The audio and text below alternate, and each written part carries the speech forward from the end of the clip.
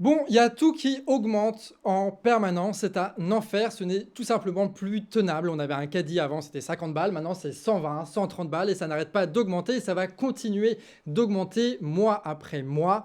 La vie est de plus en plus chère et nos salaires évidemment à côté n'augmentent pas. Mais bon, évidemment, tu as quand même Bruno Le Maire qui est un aussi bon économiste qu'il est un bon écrivain, qui a dit que l'inflation elle va se tasser, notamment dans à peu près, allez, à vue de nez 100 jours, tu vois. 100 jours qui correspond aux 100 jours, tu sais, de tranquillité que Macron a balancé.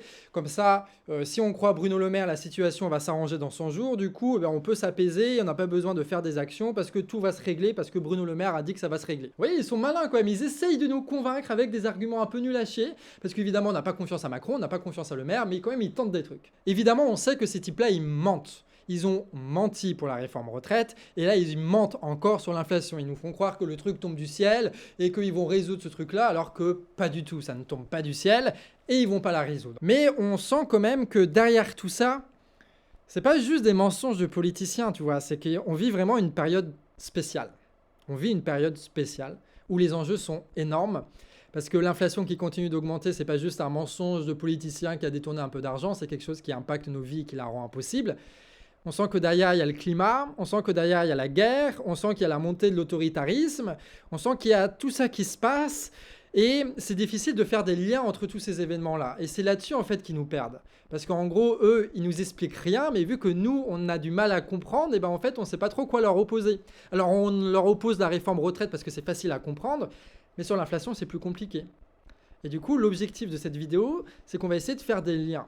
On va essayer de faire des liens avec ce qu'on a dans notre vie réelle, avec ce qu'on voit à la télévision et avec ce qui se passe dans le monde économique pour se rendre compte que tout ça est lié et que tout ça va vers la même direction.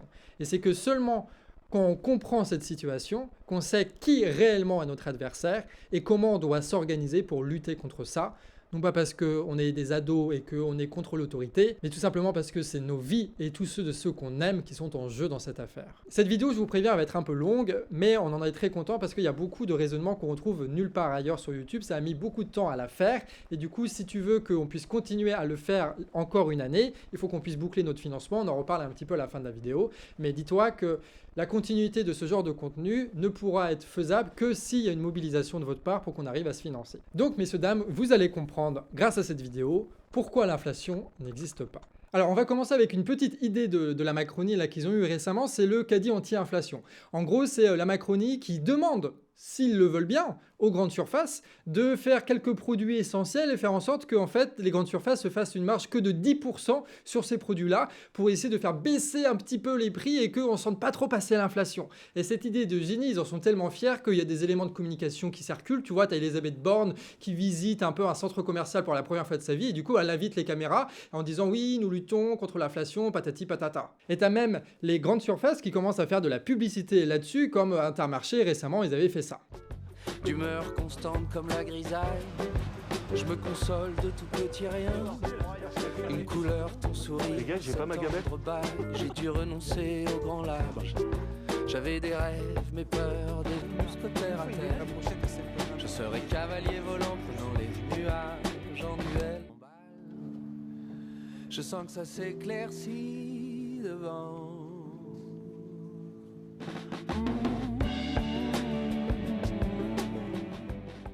Parce que oui, vu que tous les prix augmentent, on est prêt à changer un petit peu nos habitudes de supermarché pour pouvoir essayer de trouver le truc un petit peu le moins cher parce que sinon on peut pas bouffer. Et du coup, c'est une opportunité pour ces grandes surfaces-là d'essayer de se piquer des clients entre eux. Sauf que le problème, c'est qu'avec Internet, on a accès à quelques statistiques qui passent pas forcément à la télévision et qui nous permettent de comprendre un petit peu mieux la situation. Et la situation étant que notre inflation, c'est leur profit à eux. Il y a qu'à voir le taux de profit qui s'est envolé pour énormément de secteurs, c'est-à-dire le pourcentage de profit qu'ils se font lorsqu'ils vendent un produit. Il y a qu'à voir par exemple les taux de profit de l'agrobusiness qui se sont envolés. Et là, quand on parle d'agrobusiness, évidemment, on ne parle pas de plein d'entreprises, etc. C'est 3K, c'est les Nestlé, c'est les Danone, c'est les Lactalis. En fait, ce sont des immenses entreprises qui possèdent quasiment tout le marché à tel point qu'on peut appeler ça quasiment une situation de monopole. Mais il y a d'autres secteurs, c'est encore pire. Par exemple, les raffineries, eux, ils ont multiplié par 2 leurs profits. Ils sont passés de environ 40 à environ 90, juste parce que l'inflation augmentation des prix, du coup ils vendaient plus cher sans besoin d'investir, du coup ça leur rapportait énormément d'argent. Et quand on parle des raffineurs, là on parle véritablement d'un monopole qu'il y a en France qui s'appelle Total. Donc c'est Total qui profite de la situation pour augmenter ses profits.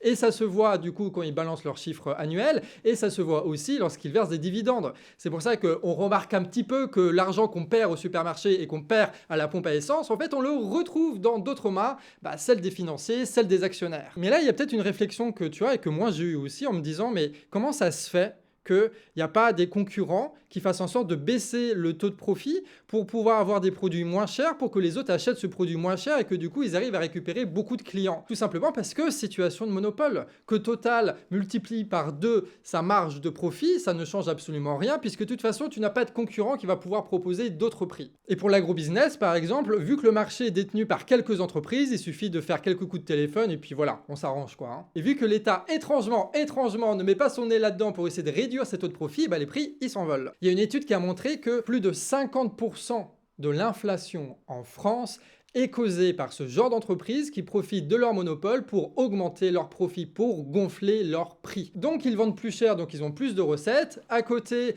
ils n'ont pas besoin d'investir plus que ça. Et vu qu'ils n'augmentent pas nos salaires, et du coup les dépenses restent les mêmes. Et cette différence que vous voyez, c'est 50% de l'inflation et c'est ce qu'on appelle les super profits. Donc rien que le fait qu'il y ait des situations de monopole en France produit 50% des dépenses que nous faisons en plus à cause de l'inflation.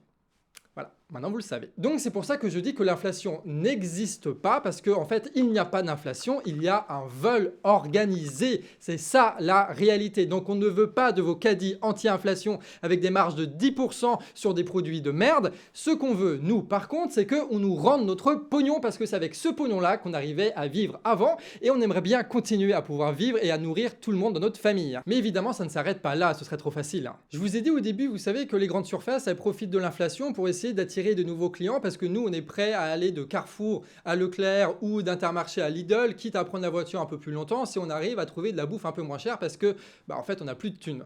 Et du coup en fait ça va encore plus loin cette histoire. Regardez le caddie inflation par exemple. Vous remarquerez qu'à chaque fois ce sont des produits distributeurs qui sont là-dedans. Les produits distributeurs c'est quoi? C'est genre une mayonnaise qui n'est pas faite par Amora, mais qui est faite par une industrie qui est possédée par Carrefour par exemple. Donc en gros ce qui se passe c'est que les grandes surfaces achètent à des grosses coopératives agricoles, on met bien les guillemets, des grosses coopératives agricoles, genre des œufs, de l'huile, du vinaigre, etc. Et dans leur propre usine, ils produisent la mayonnaise, ils le mettent dans un pot, et ils le vendent après en grande surface. Avant, ils devaient négocier avec des gros industriels qui décidaient eux-mêmes de leur marge, et maintenant, c'est eux qui décident de leur marge, donc ils peuvent faire baisser les prix. Ce qui fait que du coup, c'est les grandes surfaces qui ont le plus d'industrie et donc le plus de marques distributeurs qui vont pouvoir faire baisser le plus les prix et qui vont donc pouvoir récupérer toutes les parts du marché. Et donc, quand tu gagnes des parts de marché, en réalité, tu gagnes du profit. Et avec ce profit-là, tu peux l'investir pour devenir un plus gros monopole. Et dans le cas des grandes surfaces, c'est assez simple ce qui se passe. C'est qu'ils possédaient les industries, ils possédaient la distribution, et il manquait plus que la production des produits alimentaires. Et du coup, récemment, là, tu as énormément de grandes surfaces qui commencent à investir dans les terres agricoles, à salarier des agriculteurs pour pouvoir produire eux-mêmes les matières agricoles qu'ils vont transformer et puis vendre. Et comme ça, ils contrôlent toute la chaîne de production et toutes les marges qui peuvent se faire. Et là, ça recoupe avec l'histoire de l'agriculture en France que tu connais peut-être, en mode, en fait, ils font des fermes toujours plus grosses, qui coûtent des millions et des millions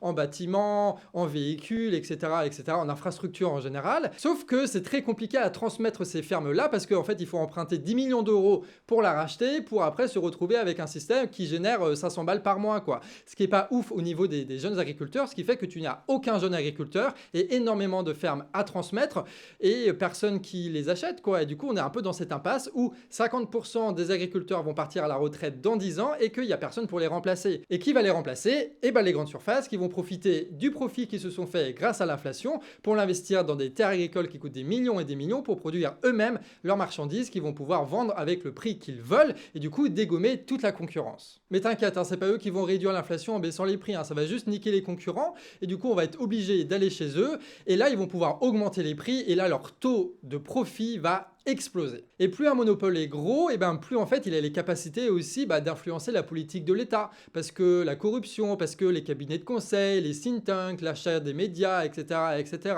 Et du coup, on se retrouve dans des situations où l'État sert les intérêts des monopoles et les monopoles font tout pour grossir encore et encore. Et ça, grosso merdo, c'est l'histoire de l'économie française depuis ces dernières années. Mais évidemment, à côté, nos salaires, ils augmentent pas vraiment. Hein, c'est dommage. Et c'est très important pour eux de garder les salaires bas pour maintenir ce taux de profit élevé, tu vois. Et Macron, il a quand même essayé dans son allocution de nous convaincre que il essaie de défendre nos intérêts. Il disait en gros, bon, il n'y aura pas d'augmentation de salaire, par contre, il y aura des primes défiscalisées.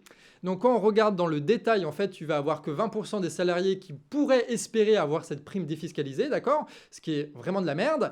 Et en plus de ça, en fait, c'est une prime. C'est pas une augmentation de salaire, c'est juste, ils balancent une fois un chèque et c'est tout. Donc c'est juste de l'argent qu'ils nous envoient sur lequel on cotise pas, plutôt que des augmentations de salaire pérennes. Et du coup, les gens, ils se laissent pas faire aussi, ça qui est marrant. Petite parenthèse, on va en parler dans d'autres vidéos, mais à Verbaudet, tu as une usine de textile. Et du coup, tu as les syndicats qui ont essayé de négocier avec les patrons, tu vois, pour les augmentations les négociations de salaire annuelles ou je sais pas quoi là.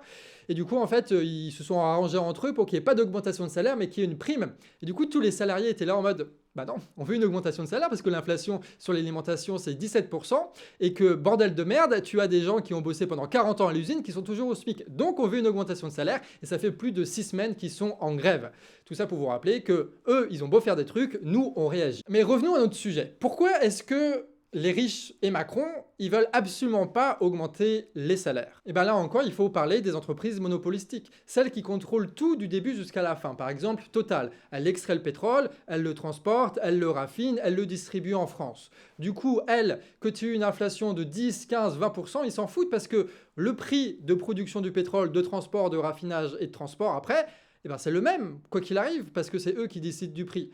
Du coup, eux, l'inflation, ça leur permet d'augmenter les prix sans que leurs dépenses augmentent aussi. Et cette marge, c'est ce qu'on a dit, les super profits. Mais s'ils augmentent les salaires, la dépense va récupérer la recette et du coup, ils vont plus faire de profit. Et donc, ça veut dire moins de dividendes pour les actionnaires qui dirigent l'entreprise. Et du coup, ce qui est marrant de noter, c'est que quand tu es dans cette situation de monopole où tu peux augmenter tes prix sans toucher aux dépenses, en fait, la différence, ça crée du profit, mais ça crée surtout de la croissance.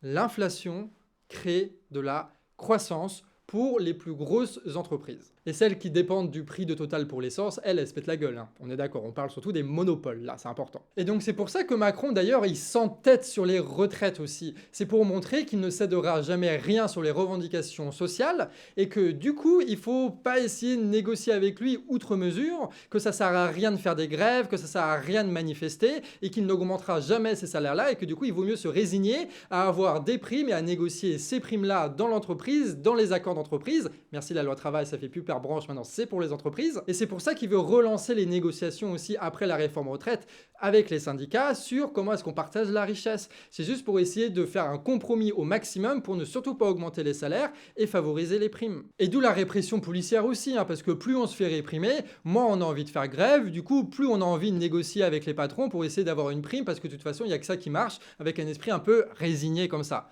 Tu connais bien. En plus de la police, c'est compliqué parce qu'on ne peut pas vraiment faire grève parce qu'en fait, t'as pas de grandes usines où c'est facile de faire des grèves, par exemple en France, vu que tout a été envoyé en Chine, tu vois, pour essayer de gagner encore un petit peu de pognon, et que du coup, c'est dur de faire des mouvements de grève, surtout quand t'as l'inflation, tu vois. Du coup, on peut pas faire de grands mouvements de grève, on peut faire que des manifestations, et du coup, les manifestations, ça peut être ignoré par le pouvoir et réprimé par la police, et du coup, en fait, c'est juste les syndicats qui décident, ouais, 2, 3 manifs, puis après, on abandonne tout sans assumer aucune responsabilité, et ça s'arrête là, le conflit social. Et Macron, il mise là-dessus. Il mise sur le fait qu'on ne puisse rien faire d'autre que manifester et se prendre des coups de matraque pour accepter les primes et pas les augmentations de salaire, histoire de maintenir le profit des monopoles qui contrôlent plus ou moins l'État, quoi. Et en parlant de monopole, on va parler de Total un petit peu. Du coup, c'est eux qui gèrent grosso merdo toute la distribution et le raffinage de pétrole en France, d'essence et de diesel. Eux, ils se font des milliards de bénéfices, mais pas qu'en France, partout dans le monde. C'est multinational, donc ils ont profité de leur situation en France pour devenir monopolistique là et de tout gérer. Et une fois qu'ils n'avaient plus d'espace, ou ils n'avaient plus de marché à conquérir et qu'ils voulaient se faire encore plus de fric, et ben ils ont essayé de profiter avec l'État pour avoir des accords commerciaux en Afrique, au Qatar, en Russie, etc., etc., pour faire encore plus d'extraction de pétrole et d'extraction de gaz, pour en vendre encore plus, pour se faire encore plus de profit, etc., etc. Bon, bah, Total, c'est un peu à cause d'eux et à cause de l'État, mais vous allez voir la relation entre les deux est rigolote, qu'il y a eu une telle augmentation du prix de l'essence et du diesel. Aujourd'hui, on est autour de 1,8, c'est même monté à 2 euros. Bon, ça dépend où tu habites, hein. À Paris, c'est plus cher, par exemple. Et 1,8 €, quand même, faut se le dire, hein, c'est quand même criminel, hein, parce que tu vas avoir énormément de personnes qui ont été reléguées exprès hors des villes, hors des centres-villes, parce qu'on n'avait pas assez de thunes, parce que la spéculation a fait monter les prix de l'immobilier. Du coup, on se retrouve à la campagne à être obligé de prendre la voiture tous les jours 30 minutes et à devoir dépenser 200, 300, 400 € de plus par an, de l'argent qu'on n'avait déjà pas de base. Tout ça pour satisfaire les super profits de Total. Et les revenus de l'État aussi, parce que les taxes sont proportionnelles au prix. Je vous rappelle quand même qu'on est descendu avec les gilets jaunes. Je crois que c'était 1,50 €, 1,40 €, 1,50 €. Aujourd'hui, c'est 1,80 €, bordel. Mais moi, ce qui m'intéresse, c'est qu'il y a eu une histoire de ristourne. Si vous vous rappelez, tu as l'État qui avait dit à un moment donné, on subventionne de 30 centimes l'essence, et tu avais Total qui avait dit, nous, par-dessus ça, on va rajouter 10 centimes. Donc, il y a deux problèmes là-dessus. Le premier problème, c'est qu'on a Total qui est dans une situation de monopole, qui en profite pour augmenter les prix, pour augmenter ses profits, augmenter ses dividendes, et la réaction de l'État, c'est pas de taxer ses dividendes, taxer ses super profits pour le redistribuer sur le prix de l'essence, ou forcer Total à imposer un prix à 1,50 € le litre d'essence, par exemple. Non, c'est pas ça. C'est de prendre de notre argent du trésor public, de nos impôts, pour essayer de faire baisser artificiellement le prix de l'essence pour que Total continue à se faire énormément de profits. On prend de l'argent à nous, de l'État, qu'on paye avec nos impôts, nos TVA, la CSG, toutes ces conneries-là, et on le met directement dans la poche des actionnaires de Total en dividendes. Et ça a coûté des milliards d'euros à l'État, bien plus que le trou présumé qui va peut-être y avoir en 2025 avec les retraites qui justifie le fait qu'on va travailler 2 ans de plus. Et par-dessus ça, tu as Total qui a fait une baisse de 10 centimes. Et là, on va revenir sur le raisonnement qu'on avait vu avec les grandes surfaces, là. Je vous ai dit, les grandes surfaces, ils vont un peu baisser les prix pour récupérer un maximum de marché, et puis après, ils vont augmenter les prix. Et bien, Total, c'est exactement ce qu'ils ont fait. Ils ont fait baisser les prix de 10 centimes. Pourquoi ? Parce qu'en fait, on était tellement en rade qu'on était capable de faire 2, 3, 4 minutes en plus en voiture pour aller dans une station-service Total pour avoir ces bénéfices, pour avoir cette réduction de 10 centimes, plutôt que d'aller en grande surface ou dans un truc Esso, par exemple, qui, eux, ne bénéficiaient pas évidemment de cette réduction de 10 centimes. Du coup, Total profite de l'inflation pour récupérer des parts de marché sur ses concurrents, parce que eux, ils sont capables de faire baisser les prix, parce que c'est eux qui extraient, raffinent et transportent le pétrole en France. Et donc, on a eu plein de stations-service qui ont tout simplement fermé boutique. Ils ont fermé boutique. Voilà. Et comme ça, Total se retrouve dans une situation encore plus de monopole, qui sont capables du coup de se faire encore plus de profits, qui sont capables de corrompre encore plus l'État, et qui sont capables d'imposer encore plus leurs prix, donc leurs profits, donc leurs dividendes, alors qu'on est dans une situation de crise économique, on dit. Non, c'est pas une crise économique. Pour nous, si c'est une crise économique, pour eux, c'est juste des opportunités. Et avec ce profit-là qu'ils se font en France, ils vont pouvoir l'investir à l'étranger. Et par exemple, pour faire court, Total, c'est le numéro 2 du GNL dans le monde. Et du coup, ils vont pouvoir investir ce pognon-là dans des plateformes GNL en France pour récupérer le gaz de schiste états-unien et du coup récupérer des marchés qui, avant, étaient possédés par directement la Russie avec les pipelines, Gazprom, etc., etc.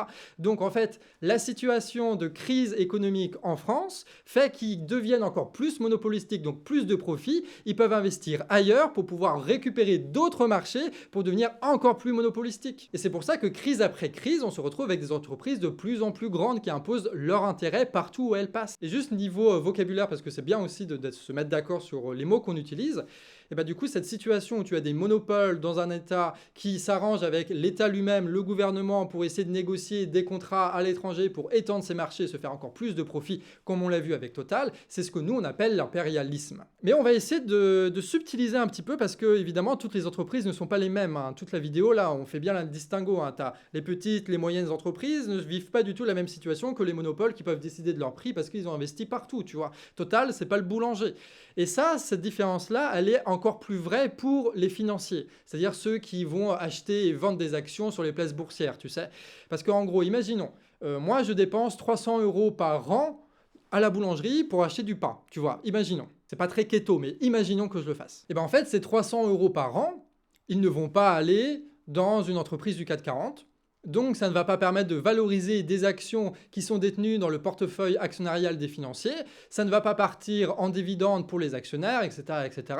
Du coup, ça ne les arrange pas vraiment que je donne 300 € comme ça à ma boulangère. Par contre, si par peut-être une augmentation un petit peu artificielle des prix de l'essence, tu passes ces 300 € là, pas dans du pain, mais par contre dans ton essence parce que tu es obligé d'aller au boulot et que les prix ont augmenté, là c'est différent. Parce que ces 300 € là, bon, tu en as une bonne partie qui part à l'État, c'est pour ça que l'État il est aussi content qu'il y ait une inflation comme ça et qu'il la règle pas trop, mais ça part aussi à Total.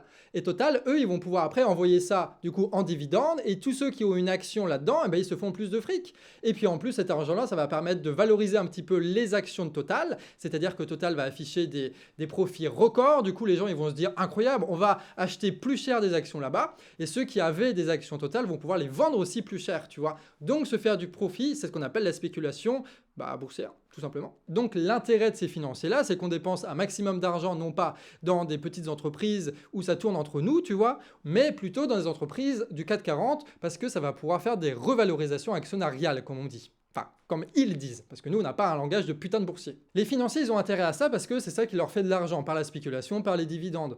Mais il y a un contexte économique aussi à comprendre que vous avez peut-être vu circuler ici et là. Prenons le numérique par exemple. Pendant très longtemps, le numérique c'était ce qui rapportait énormément d'argent, tu vois, parce que tout le monde misait là-dessus, parce que Google, parce que Facebook, parce que YouTube, parce que machin, tout le monde investissait à balle, et tu pouvais quasiment être sûr que si tu achetais des actions Facebook quand ils rentraient en bourse, tu pourrais les revendre beaucoup plus cher dans 5 ans, tu vois. Du coup, tout le monde était content, on pouvait se faire de l'argent avec. Sauf qu'aujourd'hui, cette bulle-là, elle a explosé. Tu as Google qui licencie en masse, tu as Facebook qui licencie en masse, tu as Twitter qui licencie en masse, et on commence à se rendre compte que en fait, les revenus publicitaires sur lesquels toutes ces plateformes sont basées, en fait, ça ne rapporte pas d'argent. Et que c'est compliqué de faire raquer des gens pour juste un petit certificat Twitter, tu vois. Et donc là, le revenu qui se faisait avec le numérique, en fait, se pète la gueule. Du coup, il faut qu'ils trouvent de nouveaux endroits où mettre ce pognon. Du coup, ils sont contents que Total fasse des profits. Surtout qu'à côté, il y a d'autres dynamiques. Prenons par exemple les chaînes de vêtements, tu vois. Donc avant, tu avais énormément de magasins de vêtements. À Guingamp, tu en as toute une tripotée, machin. Tu peux acheter des vêtements facilement, comme ça, de plein de marques différentes, avec plein de magasins différents. Tu as même la même firme qui va avoir plein de magasins différents pour vendre des vêtements différents, pour des sociologies différentes. Tu vois, c'est incroyable, il y en avait partout. Et en fait, avec la crise là de nous, la crise, l'inflation qu'on se tape, et en fait, on a beaucoup moins d'argent à dépenser dans les vêtements. Et du coup, on n'achète plus du neuf dans ce magasin-là, mais en fait, on achète à travers Vinted. Et du coup, une application avec laquelle on peut faire beaucoup moins de profit pour les financiers, Vinted, est en train de choper le marché de tout le truc un peu mafieux, de tous les magasins de vêtements qui existaient sur lesquels on pouvait se faire de l'argent facilement. Résultat, cette fois, le numérique n'a pas permis d'enrichir les financiers. En fait, ça a même détruit des opportunités pour ces financiers de se faire du fric. Donc la situation est un peu compliquée en ce moment parce que tous les marchés qui rapportaient un peu de pognon, là, ça rapporte plus de pognon. Et pourtant, il faut de la croissance. Pourquoi il faut de la croissance? Parce que si une entreprise ne fait pas de croissance, ça se fait bouffer par une autre. D'accord? Ça finit en fusion-acquisition et c'est ce que faisait Macron à la banque Rothschild. Si t'as pas de croissance, t'as pas de profit. Et si t'as pas de profit, t'as pas de dividendes pour les financiers. Et du coup, les financiers sont plutôt vénères, quoi.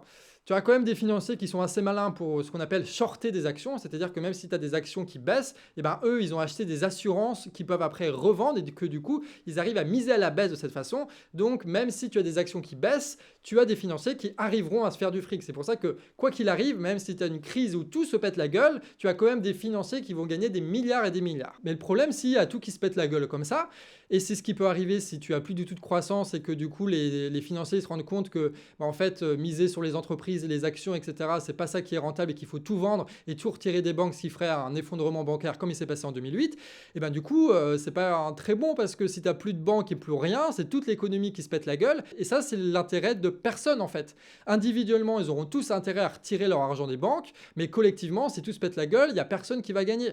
Et du coup, tu as l'État qui arrive, et c'est pour ça que l'État veut absolument de la croissance et qu'il n'arrête pas de le répéter en permanence. L'État veut de la croissance pour empêcher qu'il y ait des effondrements actionnariales comme ça qui arrive, pour empêcher que les banques se pètent la gueule, pour faire en sorte que cet intérêt collectif des financiers et des actionnaires soit maintenu, même si individuellement, les financiers et les actionnaires ont intérêt à retirer leur pognon. Le rôle de l'État, c'est de maintenir ce système économique debout, malgré le fait qu'à l'intérieur, il y a des contradictions où tous individuellement, ils ont intérêt à faire des trucs qui fait que tout se pète la gueule. Le rôle de l'État, c'est de faire en sorte que ça ne se pète pas la gueule et que tout le monde continue à se faire du pognon. Et donc pour ça, il ne faut pas qu'il y ait de crise boursière et pour ça, il faut qu'il y ait de la croissance pour que tout le monde continue à investir, que tout le monde continue à spéculer, que tout le monde continue à mettre du pognon là-dedans. Et là, moi, il y a un raisonnement qui me fume un petit peu, c'est de me dire, en fait, ces entreprises-là, elles ont de moins en moins la possibilité de se faire du profit, d'accord, en général. Et du coup, elles vont avoir plus intérêt à utiliser l'inflation pour générer ce profit qu'elles ne peuvent pas avoir dans différents investissements parce que tous les marchés sont en train de se péter la gueule. Mais du coup, la conséquence, c'est que cette inflation-là, elle augmente. Parce que du coup, en fait, tu payes le profit total, tu payes le profit des grandes surfaces, tu payes le profit des industriels, etc., etc. Et nous, on a moins d'argent pour acheter des voitures, on a moins d'argent pour acheter des vêtements, on a moins d'argent pour faire tout un tas de loisirs. Ce qui fait qu'il y a énormément de marchés qui aussi se pètent la gueule parce que tu as cette inflation-là. Le marché de la voiture se rétrécit, le marché des loisirs se rétrécit, le marché des vêtements se rétrécit. Ce qui fait que les riches et les financiers, ils ont encore moins de marchés sur lesquels se faire du pognon. Et du coup, ils profitent encore plus de l'inflation pour pouvoir se faire du profit, un maximum. Et du coup, en fait, on est dans cette boucle infernale en permanence, et c'est pour ça qu'il y a une inflation qui ne s'arrête pas et qui ne va pas s'arrêter. Et d'ailleurs, si tu veux savoir et te la péter un petit peu, si tu as quelqu'un un peu genre bourge, machin, qui fait genre qu'il est économiste, etc., tu lui expliques ça et tu lui dis, bon, bref, ça tu connais, c'est un boucle prix-profit. Hein. Tu sais, c'est le genre de mots où avec ça tu comprends pas grand-chose, mais tu peux quand même te la péter, et c'est pour ça que les bourgeois utilisent beaucoup ça, parce qu'ils ont beaucoup besoin de s'impressionner eux-mêmes, puisque y a personne d'autre qui le font pour eux. Mais il y a une autre conséquence à ça, c'est que en fait les marchés, tu peux les produire parce que tu as des gens qui achètent des choses, mais tu peux aussi les produire parce que tu as des gens qui investissent directement dedans. Et ça, par exemple, l'exemple suprême, c'est le Bitcoin. Le Bitcoin n'a jamais servi à rien quasiment. Il n'a aucune valeur, si ce n'est le fait que tu aies des gens qui sont prêts à acheter des milliers de dollars pour un seul Bitcoin et que ça n'arrête pas d'augmenter et que c'est hyper spéculatif.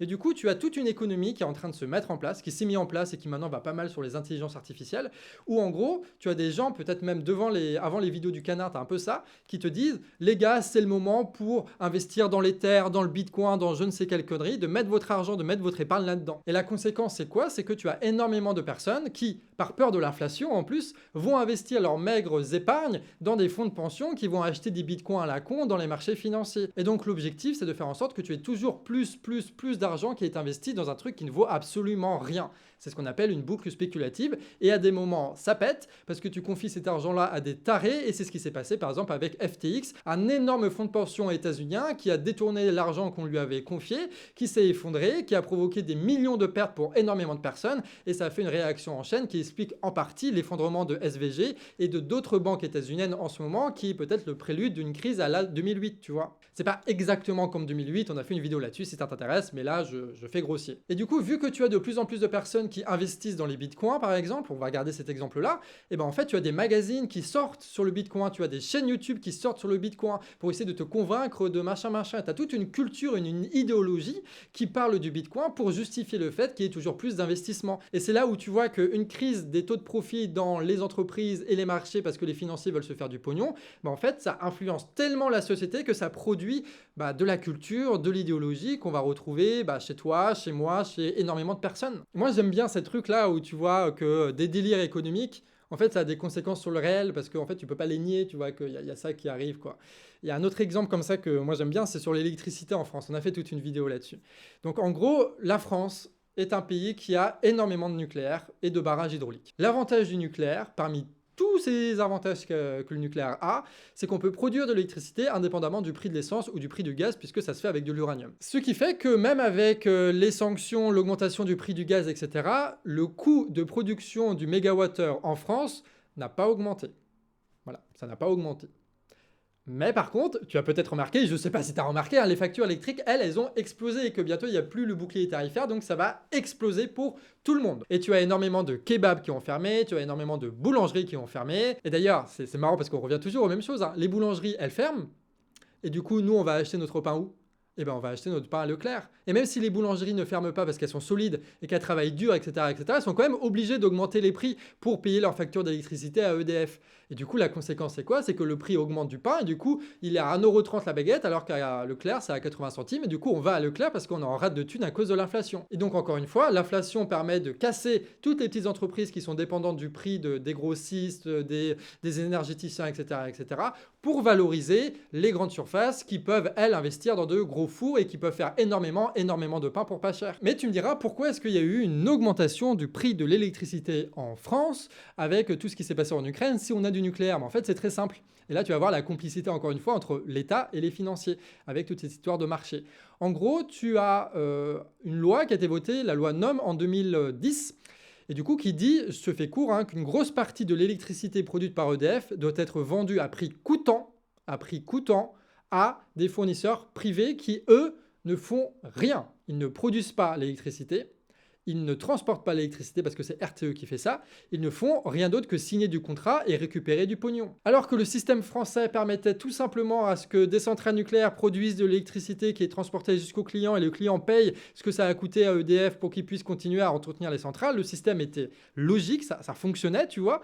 Ils ont créé un système à partir de rien où on se retrouve avec des financiers qui achètent et revendent de l'électricité à 4, 5, 6 fois le prix. Parce que c'est corrélé avec le marché électricité européen et que du coup, ils peuvent spéculer dessus, vendre là-dessus, etc., alors que ça n'a aucun sens. Ils ont créé à partir de rien l'inflation de l'électricité en France et tout ce qu'on paye en plus en électricité depuis la guerre en Ukraine, ça va directement dans la poche des financiers et des marchés. Je veux dire, l'État a lui-même causé la fermeture d'énormément d'entreprises, la mise au chômage d'énormément d'employés, la mise dans la galère d'énormément d'entre nous qui ont vu leur facture électrique exploser, tout ça pour offrir aux financiers un marché totalement artificiel dans lequel ils pouvaient investir et spéculer parce qu'ils n'avaient plus que ça. Donc vous voyez, cette histoire de marché, de financier, de croissance, ça va beaucoup plus loin que ce qu'on pourrait penser au début. Et d'ailleurs, en parlant des kebabs et des boulangeries, tu en as énormément qui ont fermé. Tu en as énormément, encore plus, qui vont fermer dans les semaines à venir avec le bouclier tarifaire qui va dégager, mais elles ne vont pas réouvrir.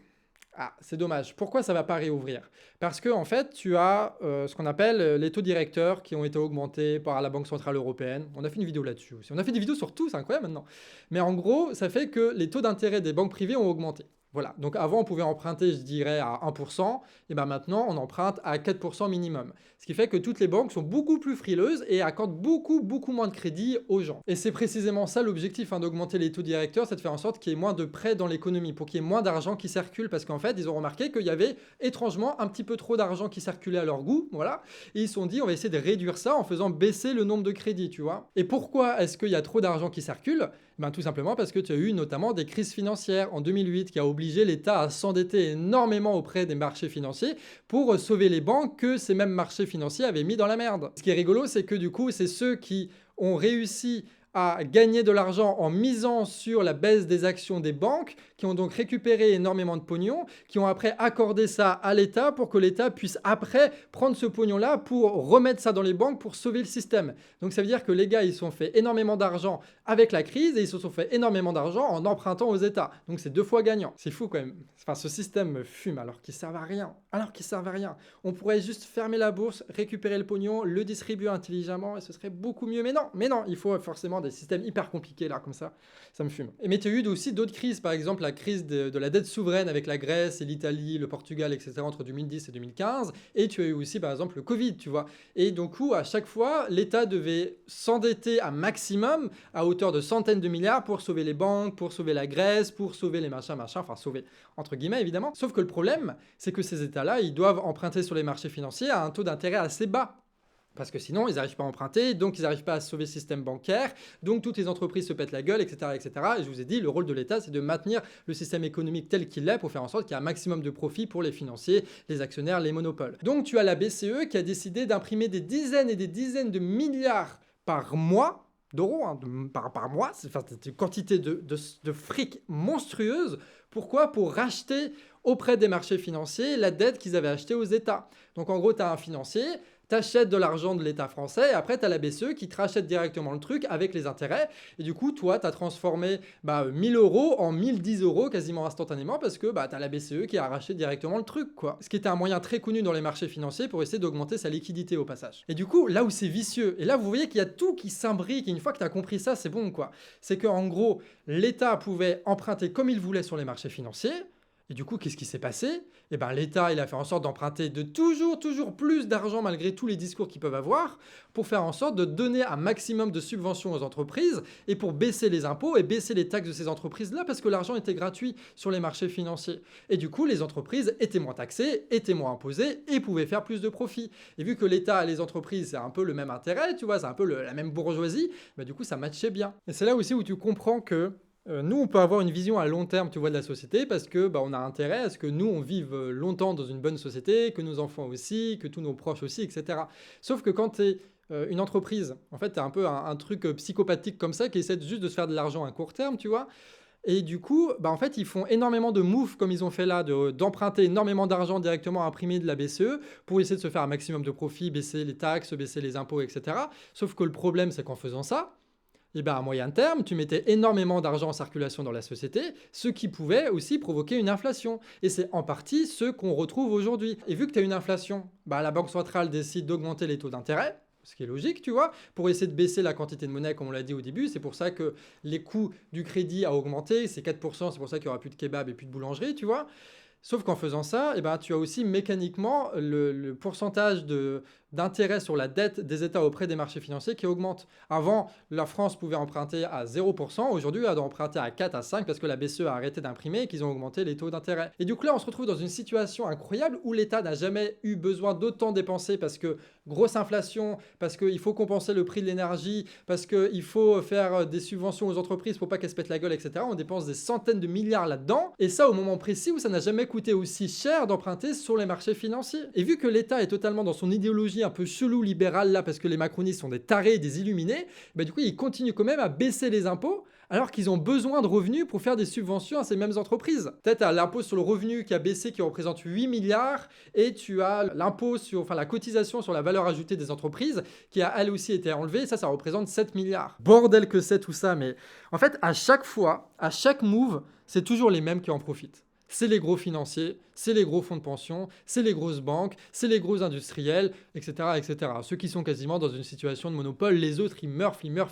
Sauf que tu as l'économie qui se pète la gueule à côté, mais tant qu'eux peuvent se faire du pognon, ils vont essayer de se mettre dans la position, ils peuvent se faire un maximum du pognon, même si à moyen terme, tout se pète la gueule. Et c'est précisément ça qui explique aussi la réforme retraite. La réforme retraite n'a aucun sens. On l'a vu, on l'a tous partagé les argumentaires, ça n'a aucun sens d'un point de vue politique de faire ça. Ça crée une énorme crise sociale et politique. Budgétairement, c'était pas du tout nécessaire. On aurait pu taxer autrement, on aurait pu légèrement augmenter les cotisations retraite. Mais le seul intérêt là-dedans, c'est qu'en fait, vu qu'il y a une situation de crise, notamment en Europe, où tu as tout le monde qui essaye de s'endetter, que ça coûte de plus en plus cher de s'endetter, tous les États sont en concurrence pour essayer d'emprunter à un taux plus bas, pour essayer de convaincre les investisseurs que c'est leur dette à eux qu'il faut acheter. Et donc, pour ça, il faut dire que la France est un pays qui permet aux financiers de se faire de l'argent. Et la réforme retraite à 64 ans, c'est ça. Comme on le disait au début de la vidéo, rappelle-toi, je te disais que chaque crise était en fait des opportunités pour eux et qu'ils profitaient de l'inflation, du bordel, etc. pour conquérir de nouveaux marchés et renforcer leur situation de monopole avec les grandes surfaces ou avec Total. Et bien là, il y a exactement pareil avec les banques. Parce que c'est les banques qui vont proposer des produits qui vont permettre à ceux qui ont un petit peu d'argent de partir à la retraite un petit peu plus tôt. Et du coup, il y a tout un marché de la retraite supplémentaire, comme ils disent, qui s'est ouvert miraculeusement parce que Macron a forcé 49.3, etc., etc. Donc, ils ont de nouveaux marchés. Donc, ils peuvent se faire plus de fric. Donc, ils sont dans une situation d'encore plus de monopole parce que les banques qui vont réussir à choper ce marché-là vont pouvoir bouffer les autres. Et du coup, vu que les investisseurs ils se disent « Tiens, en France, en fait, c'est pas mal », ils peuvent acheter de la dette française avec un taux un tout petit peu plus bas. C'est pour ça qu'en fait, derrière la réforme retraite, il y a la finance. Et c'est pas juste Macron qui veut ça, c'est les financiers qui veulent ça. Et les financiers, ils ont de très bons arguments pour essayer de forcer Emmanuel Macron, même s'il ne le voulait pas, à faire cette putain de réforme retraite. Parce que c'est assez facile dans son palais de dire à Darmanin de de tabasser les manifestants. Par contre, c'est plus compliqué quand tu as un taux d'intérêt sur ta dette qui est à 5, 10, 15% et que tu es en rupture de paiement et que tu ne peux plus boucler ton budget et que tu ne peux plus payer les fonctionnaires, par exemple. Alors là, je prends dans l'hypothèse où Macron serait quelqu'un de gentil. C'est un enfoiré, d'accord, totalement, il est corrompu idéologiquement, donc il n'a même pas ça en tête. Mais je vous le dis, même s'il y avait un bon président, s'il ne va pas au bout contre la finance, ça sert à rien parce qu'au final, c'est la finance qui va gagner s'il ne fait pas ces réformes-là. Mais vraiment, cette crise économique est une opportunité de fou pour énormément d'entreprises, énormément de riches en fait. Prenons un autre exemple, le gaz. Le gaz, il a explosé aussi avec la Russie. Donc déjà, il y a un move désastreux qui a été mis en place par l'Europe, c'est que, ok, il y a la guerre en Ukraine, du coup, ils décident pourquoi pas de faire des sanctions contre le gaz russe. Bon, bah, ça se défend, machin, parce qu'il faudra faire pareil avec l'Arabie Saoudite, mais pourquoi pas le faire avec la Russie, tu vois? Sauf que le problème, c'est qu'ils n'avaient pas du tout planifié ça. Du coup, en fait, ils annoncent ces sanctions, sauf qu'en fait, ils n'ont pas de source d'approvisionnement autre de gaz et qu'ils ont besoin de ce gaz-là pour faire fonctionner les industries, etc. Et que du coup, les prix, ils s'envolent parce que les sanctions sont annoncées et ils continuent quand même d'acheter du gaz russe, ce qui fait qu'ils ont fait des bénéfices records Gazprom et qu'avec cet argent-là, ils ont pu investir massivement dans des gazéoducs qui passent de la Russie jusqu'à la Chine et du coup sécuriser un petit peu leur exportation de gaz avec l'argent que l'Europe leur a filé avec cette augmentation. Mais du coup, la conséquence de ça, c'est que les États-Unis ils sont comme ça parce que enfin ils arrivent à exporter leur gaz de schiste de merde par bateau directement à l'Europe parce que l'Europe n'a pas le choix d'acheter du gaz états-unien parce que c'est le seul disponible sur le marché. Et du coup, les États-Unis se disent, bah, vu que vous êtes obligés d'acheter notre gaz, on vous le fait payer 2, 3, 4 fois plus cher. Bah oui, de toute façon vous êtes obligé de l'acheter, donc on met le prix qu'on veut. Et sachant que c'est Total qui va gérer le fait de recueillir ces bateaux-là pour après distribuer le gaz partout en France. Donc ça permet aux entreprises pétrolières et gazières, parce que tu as le pétrole de schiste aussi dans cette histoire, hein, les entreprises pétrolières et gazières états-uniennes de se faire énormément de profits. Du coup, et là je parle de centaines de milliards de dollars, d'accord, c'est colossal. Donc ils peuvent investir un petit peu partout dans le monde pour essayer de faire d'autres plateformes, etc. Donc de faire de l'impérialisme et de renforcer leur situation de monopole. Et pareil pour Total, qui va être dans la même situation. Donc encore une fois, les crises produisent des opportunités pour les énormes monopoles quand toutes les autres entreprises et tous les autres particuliers qui sont dépendants du prix que fixent ces monopoles-là prennent extrêmement cher. En fait, on est obligé de payer parce que les monopoles imposent leur prix, donc c'est comme si on payait un impôt sur ces entreprises-là, sur ces monopoles-là. Je ne sais pas si ça vous aide cette image pour comprendre, mais quasiment toute l'augmentation qu'on a des prix, c'est juste un impôt qu'on paye directement pour du privé. Sauf qu'à côté, ils ne construisent pas d'hôpitaux. Si, ils le font. Et ils nous le font payer. Putain, ça s'arrête jamais, c'est terrible. Mais là, on n'a pas fini. Alors, on a commencé avec le caddie inflation, on a parlé des boulangeries, des kebabs, etc. On a parlé d'électricité, de gaz, de pétrole. On enchaîne beaucoup de sujets parce que vous voyez, c'est vraiment quelque chose qui part un peu dans tous les sens. Donc, j'espère que vous arrivez à peu près à suivre. Mais dites-vous que tout ce qu'on a vu là, depuis la vidéo, c'est de la merde, d'accord? Ça fait augmenter énormément l'inflation. C'est pour ça que l'inflation n'existe pas, c'est juste un vol organisé. Mais que tout ce qu'on a vu là, est multiplié par un autre facteur qui s'appelle la spéculation. On l'a abordé un petit peu dans la vidéo, on va rentrer un peu plus en détail. En fait, ce qu'il faut comprendre, c'est que pour les financiers, pour les spéculateurs, c'est-à-dire ceux qui achètent et vendent des actions, donc on achète une action au bas pour espérer la revendre au haut quand elle va augmenter, tu vois, et se faire de la marge du profit, et bien en fait, pour ces financiers-là, l'inflation est une opportunité incroyable parce que l'inflation permet une croissance des entreprises monopolistiques et du coup, ils achètent des actions de ces entreprises-là pour pouvoir après les revendre plus cher. Et bien, tu as une augmentation du prix des actions, mais aussi des matières premières, notamment du gaz, notamment de l'électricité, notamment de la bouffe, parce qu'ils spéculent dessus de cette façon, qu'ils se disent le blé va augmenter, donc on peut l'acheter toujours de plus en plus cher, et du coup ça fait monter les prix, de manière permanente. Donc ça, nous on le paye évidemment parce que tous les prix sont indexés sur la bourse, qu'il faudrait brûler, il faudra vraiment penser à brûler, je suis pas pour brûler beaucoup de bâtiments, mais celui-ci, je suis pour qu'on le brûle, d'accord? Mais il y a un autre phénomène aussi, c'est que plus les prix montent, à cause des financiers qui font de la spéculation, des robots traders à la con, et ben les industriels qui, eux, ont d'énormes stocks de bouffe, par exemple de blé, s'ils voient que les prix ils augmentent, ben en fait, ils font du stock, ils vendent pas maintenant. Bah oui, ils vont pas vendre maintenant aux grandes surfaces, aux grossistes, etc. Parce que les prix, ils n'arrêtent pas d'augmenter. Du coup, ils font du stock. Et vu que tu as du stock, tu as une baisse de l'offre avec le maintien de la demande parce qu'on continue de manger, même si ça diminue un petit peu, malheureusement. Et du coup, ce décalage-là, ça fait que les grandes surfaces sont prêtes à payer plus pour avoir le peu de blé qui est encore en circulation, ce qui fait encore augmenter les prix. Donc les prix augmentent parce qu'il y a la spéculation des financiers et parce qu'il y a du stock qui sont faits par les industriels. Rendez-vous compte, 40% au minimum de l'augmentation des prix des matières premières, c'est purement de la spéculation boursière. On ferme les bourses, les matières premières baissent de 40%. Voilà. Si vous voulez une action à faire contre l'inflation, vous l'avez. Vous comprenez mieux maintenant pourquoi je dis que l'inflation n'existe pas et que c'est un vol organisé ?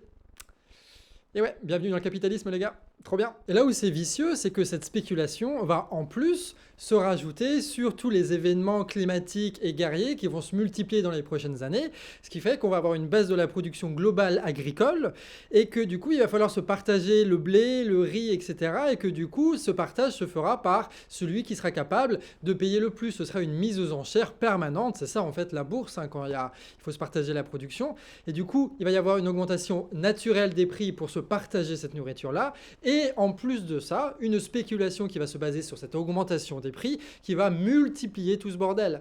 Donc déjà qu'on est face à un réchauffement climatique qui va être très compliqué à gérer, en plus de ça, on est face à un phénomène spéculatif et financier totalement artificiel qui vont nous pourrir la vie et qui va foutre des millions de personnes dans la misère. Et il y a un autre truc en parallèle de tout ça que tu as vu et qui nous angoisse un peu tous, même si on n'en parle pas trop parce qu'on ne sait pas trop quoi dire dessus, c'est la guerre.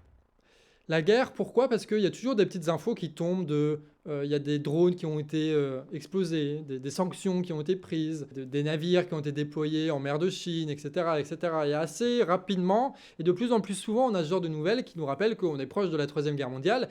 Et depuis la guerre en Ukraine, là, déclenchée par la Russie, on se dit... Bon, en fait, ça peut arriver, en fait. C'est très concret, quoi. C'est pas juste des menaces en l'air. Mais en fait, ce que nous, on a compris au fur et à mesure que ce truc évoluait, c'est que la crise économique dont on parle, avec l'inflation, avec les taux de profit, avec les monopoles, etc., ça a un rapport direct avec la guerre. Un rapport direct. Déjà, le rapport le plus évident, ça on en avait parlé dès le début sur la vidéo Ukraine, c'est qui était le plus vu sur la chaîne, on en parlait à la fin, on disait que la guerre était causée par les intérêts des lobbies du gaz, de l'armement et des régimes autoritaires dont la France qui vont permettre du coup de mettre sous le tapis les mouvements sociaux parce que la guerre, tu vois. Ce qui était quand même plutôt une bonne analyse, et ça c'était avant le déclenchement de la guerre. Et du coup, cette guerre en Ukraine, elle a permis quoi ? Elle a permis en fait de prendre du budget de l'État pour l'investir directement dans l'industrie de l'armement. Parce que tout d'un coup, on s'est rendu compte qu'on pouvait envoyer toutes nos armes explosées en Ukraine pour détruire le pays, et ça en permanence. C'est pour ça que la guerre est permanente et bien pratique, parce qu'on peut continuer à envoyer des obus, et puis on peut en fabriquer autant qu'on veut, de toute façon ils finissent par exploser, il faut en refabriquer. Et ça, c'est incroyable, parce que tout d'un coup, il y a un nouveau marché qui s'ouvre, le marché de l'armement. Et tout d'un coup, les financiers, ils peuvent investir dans ces actions-là. Et tout d'un coup, les industriels et les fonds de pension, ils peuvent investir ces trucs-là, construire des usines, recruter des gens en sachant pertinemment qu'il va y avoir un débouché commercial, parce que les États annoncent tous une augmentation de leur budget militaire pour acheter ces putains d'obus, ces putains de tanks, ces putains d'avions, qui vont envoyer se faire exploser chez les nôtres, qui vont mourir dans un combat inutile et une guerre de merde. C'est pour ça que de plus en plus, ils sont en train de parler d'économie de guerre. Parce qu'en fait, ils vont réduire beaucoup certains secteurs de l'économie pour favoriser et financer un maximum celui de la guerre, parce que ça va être celui le plus rentable, et que de toute façon les autres ne rapportaient plus, donc tous les financiers, les bourgeois, globalement, ils sont OK. Alors t'en as 2-3 qui vont dégager, mais tous les autres, ils vont être super les gars, continuez comme ça. Et là, j'espère que vous arrivez à peu près à suivre le fil, et n'hésitez pas à regarder une deuxième fois la vidéo pour essayer de comprendre, parce que c'est assez important ce qu'on dit, et c'est très peu répété ailleurs, donc il faut le comprendre. Donc j'espère que je suis assez clair. Et en gros, l'un des messages de la vidéo, c'est aussi de dire qu'il n'y a pas un seul responsable. En fait, tu as une situation qui fait que tu as plein d'acteurs différents qui vont dans le même sens, qui vont vers la guerre, qui vont vers la crise financière, qui vont vers l'inflation parce qu'ils ont un intérêt à faire ça. Et c'est pas tant la faute juste d'un seul individu, c'est le système qui fait ça. Donc c'est pour ça qu'il faut s'attaquer au système et pas seulement l'individu. On peut chier sur Macron et c'est ce qu'on fait nous constamment parce que Macron est une merde. Mais quand on dit Macron est une merde, ensuite il faut expliquer que c'est ce système-là qu'il faut changer. Et c'est beaucoup plus compliqué certes, mais si on fait que changer Macron, c'est toujours ce système-là qui va gouverner, d'accord ?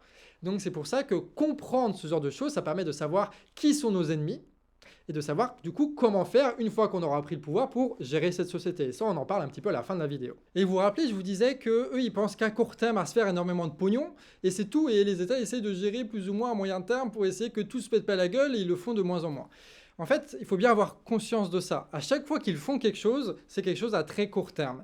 Et du coup, cette guerre-là, enfin cette escalade militaire, cette guerre en Ukraine et cette escalade militaire permanente avec la Chine, ça permet de construire des usines, ça permet de faire exploser des obus, donc ça leur permet de faire des bénéfices, ça leur permet de faire des profits là où c'était galère avant, ça permet de verser des dividendes, ça permet de faire de la spéculation dessus, tout le monde est content. Et ça permet aussi aux entreprises de l'armement de se positionner avec leur État pour avoir un maximum de subventions, pour essayer de construire de nouvelles usines, pour conquérir de nouveaux marchés que leurs concurrents européens ou états-uniens avaient eu avant eux, tu vois. Donc on va essayer de donner de l'argent à Dassault pour faire les FAMAS, pour lutter contre les armes allemandes, etc.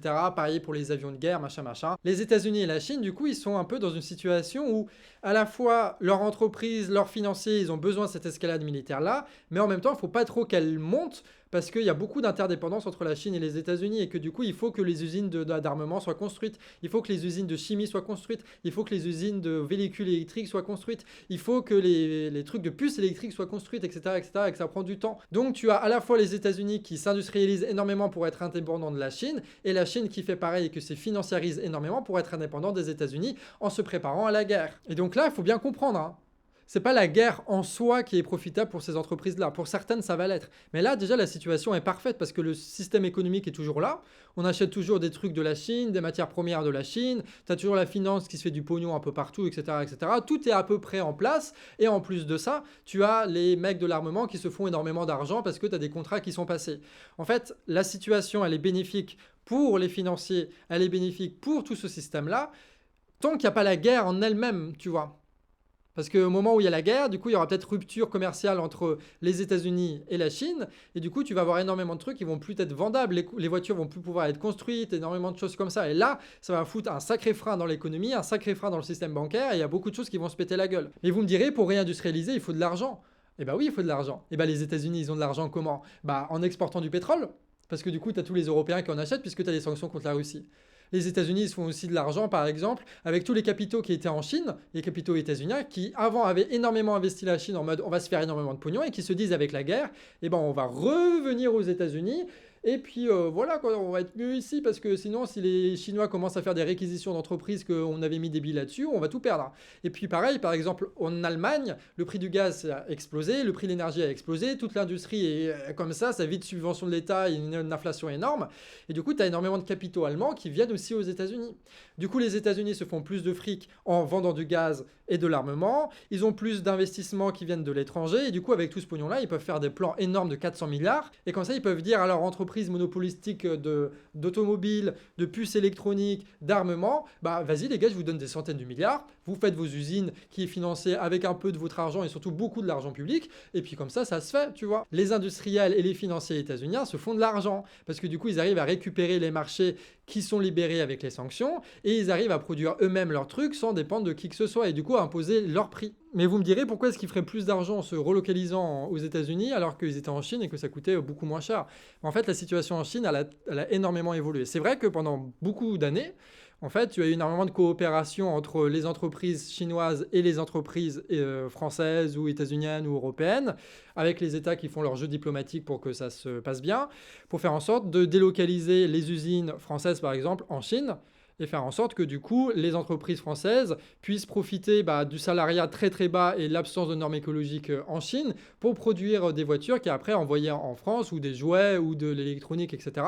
Et du coup, ça a permis à ces entreprises déjà de se faire plus de profit, sauf que vu qu'ils ont tout délocalisé en Chine, et ben du coup, la Chine s'est retrouvée avec énormément d'industries, s'est retrouvée avec une balance commerciale tellement déficitaire qu'elle a accumulé des dollars, des devises étrangères, et qu'elle a pu baser un système financier à travers cette réserve-là, et qu'elle a pu aussi s'enrichir énormément, et notamment complexifier ses industries pour vendre toujours plus cher et toujours à un plus haut degré toute sa production. Donc avant, on pouvait dire oui, ils font des petits jouets en plastique, maintenant c'est eux qui font les voitures électriques les plus basées du monde. Et du coup, ce qui fait qu'on est très dépendant de ces usines très complexes avec ces techniciens de haut niveau qu'il y a en Chine parce que ça va être très difficile de les ramener en France et du coup ou alors de former des gens en France là-dedans. Donc on est un peu dépendant de ça et là petit à petit la Chine elle le sait bien et du coup elle en profite aussi pour augmenter un petit peu les salaires pour faire en sorte que les Chinois puissent acheter eux-mêmes la marchandise qu'ils produisent et pas juste que ce soit des esclaves mais que ce soit comme nous des producteurs consommateurs et faire en sorte du coup que la Chine devienne de plus en plus indépendante par rapport à tout ça. Et je vous rappelle qu'en Chine ils sont à 1,7 milliard, ça représente 3, 4, 5, 6 fois je sais plus le marché européen, c'est colossal. centrale. Ce qui fait que vu que la Chine a augmenté les salaires, et bah, du coup c'est moins profitable pour ces entreprises françaises de vivre de leur rente capitaliste qu'ils avaient investi en Chine. Du coup tu as une baisse de ce pognon-là. Et en même temps, la Chine, elle est devenue tellement puissante et elle a tellement produit, elle était tellement dans une crise de surproduction, à vouloir faire en boucle des immeubles, etc., etc. D'où le fait qu'on voit par exemple des villes fantômes qui sont construites en Chine, parce qu'en fait, le système de crédit chinois est ainsi fait qu'à chaque fois, les entreprises doivent faire plus, elles doivent faire plus, elles doivent faire plus. Et du coup, ils se sont dit, bon, c'est bien de construire des villes fantômes en Chine, mais autant le construire ailleurs dans d'autres pays pour faire en sorte qu'on puisse avoir une rente de ces pays-là, pour développer le marché là-bas, pour qu'ils puissent eux aussi importer des produits chinois, pour qu'on soit moins dépendant des importations que fait l'Europe par rapport à la Chine, et qu'on puisse aussi produire encore plus parce que tu as encore plus de personnes qui achètent nos merdes. Et c'est comme ça que la Chine s'est retrouvée à faire de l'impérialisme aussi avec ses entreprises, où ils ont installé 10 usines et des énormes projets immobiliers à énormément de pays, notamment l'Afrique. C'est pour ça d'ailleurs qu'on retrouve pas mal de fois circuler sur Facebook, peut-être que tu l'as vu, des vidéos où des présidents africains remettent à sa place Emmanuel Macron. Je voulais réagir par rapport à cette question sur le compromis à l'africaine, enfin ce petit commentaire, pour dire que, voyez-vous madame, c'est justement ça qui doit changer dans nos rapports avec la France en particulier, mais l'Europe en général, l'Occident. Votre façon de voir les choses lorsqu'elles se passent en Afrique. Parce qu'en fait, eux, ils sont plus du tout dépendants de l'impérialisme français avec les entreprises françaises qui foutent des trucs de pétrole et des routes, etc. Parce que tu as la Chine qui le fait aussi. Et que du coup, il peut insulter Macron parce qu'il va avoir des accords avec la Chine. Ce qui fait qu'une énorme partie du pognon que se faisaient les monopoles à travers l'impérialisme, c'est-à-dire qu'on s'est développé à l'étranger, n'est aujourd'hui plus accessible parce que la concurrence chinoise est beaucoup trop forte. Et en plus de ça, on rajoute un autre truc, c'est que vu qu'il y a moins de boulot industriel en France par exemple et qu'on a plus sur un truc de service un peu bizarre, et ben en fait on est souvent relégué au SMIC. Donc on a moins possibilité de consommer. Du coup c'est plus dur même pour les entreprises françaises de vendre en France. C'est moins rentable les usines en Chine. C'est moins rentable de vendre en France, c'est moins rentable d'investir à l'étranger. Ça commence à faire beaucoup et c'est pour ça aussi qu'ils se font un petit peu moins de profit, qu'ils essayent de choper n'importe quel marché, qu'ils sont capables de corrompre n'importe qui au niveau de l'État pour essayer de créer des nouveaux marchés, dont la réforme retraite, dont l'armement, dont l'électricité, etc., etc. Et dont le fait que l'inflation est pour eux une opportunité inespérée de se faire du profit parce qu'il n'y a plus rien qui marche. Et en fait, le fait de faire des menaces de guerre à la Chine, ça permet avec des sanctions de se couper de la concurrence chinoise. Parce que du coup, on force les États à couper leur coopération avec la Russie et la Chine. Et du coup, le gaz russe, par exemple, qui se vendait très peu cher à l'Allemagne, on coupe ça grâce à la guerre, et comme ça, les Allemands acceptent d'acheter du gaz qui est 4, 5, 6 fois plus cher aux États-Unis. Mais évidemment, cette situation, t'imagines bien, ça crée des drames immenses partout dans le monde. Les guerres, évidemment, la guerre en Ukraine, que ce soit pour le côté ukrainien ou pour le côté russe, c'est un drame, ça détruit des millions de vies. Au niveau des pays qui souffrent de la spéculation de la bouffe, etc., ça a détruit des millions de vies. Et au niveau de la France aussi, ça a brisé énormément de personnes sur plein de points de vue différents. On fera un truc témoignage juste après, mais dans une prochaine vidéo, on racontera un peu c'est quoi l'inflation en fait dans la vie des gens, de nous en fait. Et du coup, on a quand même une réaction, c'est de résister face à ça. On a une injustice insupportable, on résiste. On a la réforme à retraite à 64 ans qui est juste là pour les financiers et qui a totalement un rapport avec la crise dont on parle depuis le début. Et bon, on résiste face à ça. Et puis pareil, parce qu'il y a une inflation énorme, et c'est pour ça aussi qu'on est en manifestation, on résiste face à ça. Et l'un des rôles de l'État, comme on l'a dit, le premier, c'est de faire en sorte de gérer un peu à moyen terme l'économie pour faire en sorte que quand les entreprises à court terme font de la merde et s'autodétruisent et font en sorte qu'ils investissent plus, etc., mettre la loi qui va permettre de maintenir ce système en place là pendant encore un petit peu plus de temps. Mais le deuxième gros rôle de l'État, c'est de réprimer les révoltes. Parce que les révoltes peuvent amener à des grèves, qui peuvent amener à des augmentations de salaire, qui peuvent du coup amener à une baisse du taux de profit parce que une partie du profit part en salaire et ça, c'est pas bon. Plus Macron sera dépendant des marchés financiers, moins il aura de marge de manœuvre, et plus il va essayer de faire les pires lois pour satisfaire les financiers parce qu'il est en concurrence avec tous les autres pays, et l'imposer par la force, par le 49.3, par le 47.1, par la police, même s'il faut buter des gens, il le fera parce qu'en fait, il n'a pas vraiment le choix. Et parce qu'encore une fois, c'est un salopard, d'accord, c'est un salopard. Et c'est pour ça d'ailleurs que dans son allocution, la seule chose concrète qu'il ait dite, c'est on va recruter des gendarmes et recruter des magistrats dans la justice pour arrêter un maximum d'opposants. Et tous les opposants, tant soit peu organisés, les arrêtent, que ce soit des militants sur la réforme retraite, que ce soit des gilets jaunes, que ce soit des écolos, que ce soit sur les migrants, etc., etc. Tous les militants qui cultivent un peu une politique contestataire, on les matraque, on les traumatise, on les stresse, on les rend parano, etc. etc. Vous connaissez, hein, on les tue même. Et des magistrats pour faire en sorte que tous ceux que la police prend, ils puissent être jugés très rapidement, envoyés en prison. Et une des conséquences de ça, c'est que en fait, pour taper sur le peuple alors que le peuple se fait voler et se fait détruire par la finance, il faut être un sacré enfoiré quand même, hein, un putain d'enfoiré de merde. Et il faut avoir une idéologie un peu particulière qui est un peu une idéologie, et là on l'a pas dit beaucoup sur la chaîne et j'en profite pour le dire, une idéologie qui commence sérieusement à devenir fasciste en France, en mode on est là pour protéger les intérêts des petits bourgeois, tu vois, faire en sorte de mater toutes les contestations pour que tout se passe bien. Et dans la police, tu as de plus en plus de ça qui font absolument n'importe quoi, c'est pour ça qu'il y a de plus en plus de bavures. Et c'est pour ça aussi qu'on voit de plus en plus la police coopérer avec ces mêmes organisations fascistes qui s'organisent là beaucoup sur les migrants pour un peu s'entraîner, tu vois, parce que c'est marrant de faire ça contre les migrants, et du coup, tu sais, de brûler des maisons de merde, de faire des menaces de mort, de passer de projet à un autre, d'essayer de s'organiser en parti politique avec Zemmour, etc., etc. Tu vois, ils s'organisent petit à petit pour être prêts au moment ou à un autre pour attaquer les manifestations, attaquer les organisations qui essaient de récupérer le pognon au peuple et faire en sorte de casser tous les mouvements sociaux. Et ben en fait, ils vont essayer de nous terroriser aussi. Et du coup, on se retrouve avec une police qui va avoir comme rôle de nous dégommer un maximum, la montée aussi de groupuscules fascistes comme ça qui vont faire un maximum, et vu que c'est souvent les mêmes, en fait les deux vont coopérer, et ça va foutre un sacré bordel. Tout ça pourquoi? Je vous le rappelle, pour mater les grèves, mater les contestations, mater les organisations, qui pourraient permettre d'augmenter les salaires, donc de baisser les profits de ces entreprises-là, qui pourraient permettre d'empêcher la guerre, du coup d'empêcher de créer des nouveaux marchés, et du coup aux financiers de se faire du fric, et pas plus que ça, parce que c'est ça l'économie, c'est répondre à nos besoins, pas besoin de publicité, pas besoin de je sais pas combien de banques, de fonds de pension, je ne sais quoi, de se faire voler de partout.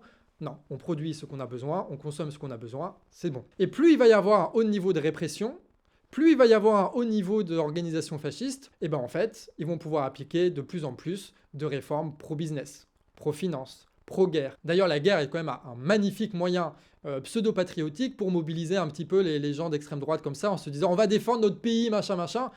Les gars, ils défendent total les industriels, Bernard Arnault et tous ces connards-là, mais pour eux, c'est ça la France, quoi. Alors, le niveau de patriotisme des gars, c'est assez impressionnant. Du coup, la guerre, ça va permettre de mobiliser ce genre de trucs. Et c'est pour ça aussi que dans les médias, il n'y a aucune contestation par rapport aux violences policières. Parce que les médias, c'est la quintessence de la bourgeoisie en France, d'accord? C'est tous des bourgeois là-dedans, c'est possédé par les bourgeois, c'est des milliardaires qui leur donnent les salaires, ou alors c'est l'État, du coup 100% bourgeois. Et du coup, ceux qui se disent, eux, c'est qu'ils ont tellement besoin de cet appareil répressif qu'on va pas dénoncer ces choses-là.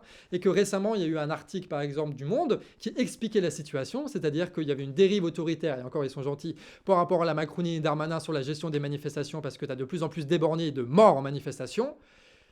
Et du coup, tu as un peu là Xavier Niel qui a appelé un petit peu en disant « Les gars, on a besoin de la police, parce que là, ça va devenir chaud et qu'on a besoin de Macron pour défendre notre petit cul, nous, les putains de milliardaires. Du coup, vous me changez cet article-là. » Et du coup, ils ont changé le nom de l'article pour dire que c'est la préfecture et la police qui sont au premier rang dans les manifestations. Donc en fait, la défense de la police, c'est la défense de la bourgeoisie, c'est la défense des financiers, c'est la défense de l'État, et tout le monde est main dans la main pour essayer de préserver ce système qui permet pour l'instant, grâce à l'inflation, grâce à la guerre et à l'ouverture de ces marchés-là, de se faire énormément de pognon pour les quelques monopoles qui dirigent toute l'économie aujourd'hui en France et dans le monde. Et là où c'est vicieux, vous allez voir, c'est que du coup, si le gouvernement part sur un truc un peu souverainiste dans le sens où ils vont financer directement les grosses entreprises et essayer de faire des relocalisations par rapport à la Chine, les États-Unis, machin, parce qu'ils sont en concurrence entre eux. Si ils font en sorte de renforcer un maximum le délire sécuritaire, de donner un maximum de gages aux plus gros tarés d'extrême droite de ce pays-là, et en faisant en sorte qu'ils s'organisent au maximum, ben en fait, il n'y a plus de différence entre Marine Le Pen et Emmanuel Macron. Ils ont exactement le même discours, ils ont exactement la même politique. Ce qui fait que même si Macron perd les prochaines élections et que c'est Le Pen qui gagne, ça ne va rien changer pour la bourgeoisie. Ça ne va absolument rien changer sur leur taux de profit. Ça va absolument rien changer sur la guerre qui ouvre de nouveaux marchés. Donc c'est plutôt bénéfique pour eux en fait. Mais là, je vous rappelle encore une fois cette histoire de Vert Baudet. Vert Baudet, dont on va parler un petit peu après. On avait dit, et j'ai introduit un petit peu là-dessus, pas par hasard, parce qu'on va l'utiliser pour cette conclusion. Vert Baudet, il y avait des négociations salariales avec les syndicats, un peu corrompus, et le patron. Ils ont décidé de ne pas augmenter les salaires, mais juste de verser une prime défiscalisée. Donc de faire de la Macronie, tu vois. Et du coup, eux, en réponse, ils ont fait une grève qui ont duré 6 semaines. Et je vous ai dit, à chaque action, il y a une réaction. Et du coup, eux, c'est leur plan, ça. C'est leur plan. La guerre, c'est leur plan. L'inflation permanente, c'est leur plan. Les subventions de tarés pour les grosses entreprises, c'est leur plan. Ok ? La guerre, tout ça, c'est leur plan. Mais nous aussi, on a un plan. Nous aussi, on a une stratégie. Eux, ils ont l'argent, nous, on a les gens. Eux, ils peuvent s'organiser en tant que classe bourgeoise avec l'État, machin. Nous, on peut faire exactement pareil entre nous, le peuple. Donc, vous qui tentez tout pour assurer votre putain de profit, pour gagner ce putain d'argent, pour conquérir ces putains de marchés, pour grossir avec vos monopoles à la con, qui profitez de l'inflation pour se faire du fric encore et encore, et vous qui êtes prêts à nous mener à la guerre et à la pauvreté pour réussir juste à gagner encore un peu de thunes, vous, là, vous avez oublié quelque chose d'important, c'est que nous, on ne lâchera rien. On ne se laissera jamais faire, que les choses soient claires. Nous sommes de plus en plus à comprendre de mieux en mieux que nous ne sommes pas face à un président qui décide de passer en 49.3, mais face à un système qui essaye de nous escroquer, qui essaye de nous voler nos vies. Et du coup, nous sommes prêts aujourd'hui à vous dire, nous prendrons le pouvoir un jour. Et nous prendrons le pouvoir pour vous dégager totalement, pour vous déposséder de toutes les armes que vous utilisez jour après jour pour nous appauvrir, pour nous envoyer une guerre certaine. Et du coup, on va profiter un petit peu de votre dynamique. On a vu qu'il y a des monopoles de plus en plus grands qui se formaient en France, par exemple Total, et bah du coup, on réquisitionne Total. On prend le pouvoir, on réquisitionne Total. D'accord? C'est nous qui prenons les décisions démocratiquement sur Total. C'est nous qui décidons où est-ce que l'argent va. C'est nous qui décidons si oui ou non on exploite ce puits de pétrole ou pas. C'est nous qui décidons du prix de l'essence à quel on le vend. Et pareil pour les banques. En final, il y en a 2, 3 grosses banques. Bon, bah écoute, elles sont là, on les réquisitionne, on les récupère, on a juste une banque publique, on n'a plus besoin de choper des financements de marchés financiers à la con, et on gère tous nos trucs là-dedans. Bah oui, c'est facile. Et si les supermarchés continuent à vouloir devenir des monopoles, c'est-à-dire qu'on n'aura plus besoin que de nationaliser les Leclerc, les Intermarchés, les machins, pour pouvoir produire de l'agriculteur à la distribution les produits qu'on veut, au prix qu'on veut, avec une redistribution qu'on veut, et on va pouvoir orienter ça sur des choses, par exemple, plus écologiques. Ça va être fou, incroyable, hein. Il y a tout qui est déjà en place pour qu'on puisse gouverner facilement. Et évidemment, à chaque fois, c'est des entreprises gérées démocratiquement, avec un État géré démocratiquement, avec par exemple le RIC ou avec le tirage au sort. Et là, je vais juste préciser un truc qui est très important. On entend beaucoup dire que les financiers, etc. ne servent à rien parce que c'est les travailleurs qui font tout. Et c'est vrai que c'est nous qui créons toute la richesse. Mais en fait, eux, avec leur spéculation, avec leurs dettes, avec leur entreprise, leur monopole, machin, mais en fait, c'est eux qui organisent l'économie. Ils le font très mal, mais c'est eux qui l'organisent parce que c'est eux qui décident si oui ou non il va y avoir un magasin ici, à quel prix il va vendre les trucs. C'est eux qui décident où est-ce qu'il y aura une usine, si elle est délocalisée ou pas, etc., etc. Et du coup, si on veut prendre le pouvoir, en fait, il faut qu'on les remplace dans toute la fonction de l'organisation de l'économie qu'ils ont eux. D'accord? Donc si c'est eux qui décident de comment produire, c'est nous qui devons décider comment on produit. Et c'est pour ça qu'il va falloir qu'on discute sérieusement de savoir comment on fait ça, de savoir c'est quoi l'économie française, de comment est-ce qu'on gère une économie française comme ça, de qu'est-ce qu'on veut réellement, etc. Sur les systèmes d'imposition, sur qui décide de qu'est-ce qu'on produit, sur l'agriculture, sur l'énergie, sur l'automobile, sur est-ce qu'on veut une décroissance ou pas, est-ce qu'on veut une décroissance des objets de consommation ou est-ce qu'on veut les remplacer par des trucs nationaux, etc., etc. C'est plein de conversations ultra intéressantes qu'il faut qu'on ait. Et c'est pour ça qu'il faut qu'on crée des collectifs dans lesquels on peut discuter de ça. Parce que si on n'est pas prêt à prendre le pouvoir, on n'arrivera jamais à prendre le pouvoir. À chaque fois que tu vas avoir des conflits sociaux, il faut faire en sorte que ces collectifs-là grossissent, qu'ils soient très très larges, qui permettent d'avoir de grandes conversations, des conférences, des invitations, que vous mattiez des vidéos ensemble et que vous puissiez vous dire quelle société on veut et qu'on puisse tous comprendre quel ennemi on a en face de nous et comment on peut utiliser les contradictions de cet adversaire-là pour prendre le pouvoir et bah voilà, gérer l'économie de manière saine pour qu'on puisse gérer nos vies de manière heureuse. On connaît les enjeux, donc on va répéter ce qu'on avait dit au début du mouvement retraite. Tout ce que nous pouvons faire, faisons-le. Je suis à 2 heures de tournage. Je voulais faire une vidéo de 20 minutes à la base, et là c'est encore une grosse vidéo. J'espère que ça vous a plu cette vidéo. Et ce genre de production, je le dis parce que je le pense, il n'y a personne qui est capable de le faire sur YouTube, parce qu'on a une équipe qui est nombreuse et qui permet de créer les conditions qu'on est capable de réfléchir, de mettre ça en place et d'en faire des vidéos stylées. Donc si vous pensez que c'est utile ce qu'on fait, eh ben, on est capable de continuer à le faire pendant 1 an, et de le faire même mieux parce qu'on va pouvoir embaucher si on arrive à clôturer notre financement participatif. On sera là au rendez-vous, même si ça pète, même si ça devient dangereux, même si l'enjeu historique est énorme, on sera là et on fera le maximum pour essayer de faire passer les idées qu'il faut, pour essayer aussi de vous aider à vous organiser comme on fait à Strasbourg, à Reims et qu'on va repartir après, etc., si on a le financement. Parce qu'évidemment, avec ce genre de discours, on n'est pas financé par l'État ni les multinationales. Du coup, notre seule source de financement, c'est vous. Bref, merci beaucoup à tous ceux qui ont regardé cette vidéo jusqu'au bout. Merci à ceux qui vont la commenter, la liker pour l'algorithme. Merci à ceux qui vont donner de l'argent, qui vont permettre de financer le canard. Et merci de la même façon à ceux qui vont partager cette vidéo au maximum. Et notre appel au financement, ça va beaucoup nous aider. Et ça va aussi beaucoup vous aider, vous, parce que, bon, bah voilà, quoi. C'est bien d'avoir des médias, quand même, des trucs qu'on puisse partager. Et ça, voilà, on a créé la structure, on peut la continuer. Ça dépend plus que de vous. Amis réfractaires, à la prochaine. Je suis rincé.